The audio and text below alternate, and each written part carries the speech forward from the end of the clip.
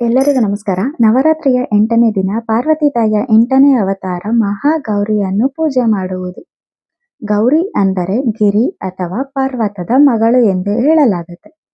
ಮಹಾಗೌರಿಯ ಬಣ್ಣವು ಪೂರ್ಣ ಬಿಳಿಯಾಗಿದ್ದು ತನ್ನ ಎಲ್ಲ ವಸ್ತ್ರಭೂಷಣಗಳು ಬಿಳಿಯಾಗಿರುತ್ತೆ.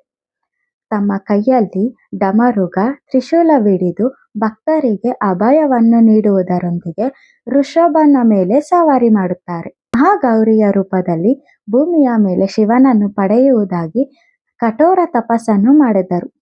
ಗೋಸ್ವಾಮಿ ತುಳಸಿದಾಸರು ಹೇಳಿದಂತೆ ಘೋರ ತಪಸ್ಸನ್ನು ಮಾಡಿದ್ದರಿಂದ ಅವರ ಮೈಯೆಲ್ಲ ಕಪ್ಪಾಯಿತು. ಶಿವನು ಗಂಗೆಯ ಪವಿತ್ರ ಜಲದಿಂದ ತೊಳೆದಾಗ ಅತ್ಯಂತ ಪ್ರಕಾಶಮಯವಾಗಿರುವ ಬಿಳಿಯಾಯಿತು. ಆಗಿನಿಂದ ಅವರ ಹೆಸರು ಗೌರಿ ಎಂತಾಯಿತು. ಮಹಾಗೌರಿ ಎಂದರೆ ಅತ್ಯಂತ ಗೌರವವಿರುವವರು ಹಾಗೆ ಸೌಂದರ್ಯವತಿ ಎಂದು ಹೇಳಬಹುದು. ಇವರನ್ನು ಅನ್ನಪೂರ್ಣೇಶ್ವರಿ, ಐಶ್ವರ್ಯದಾಯಿನಿ, ಚೈತನ್ಯಮಯಿ ಎಂದು ಕರೆಯುತ್ತಾರೆ. ಧನ್ಯವಾದ.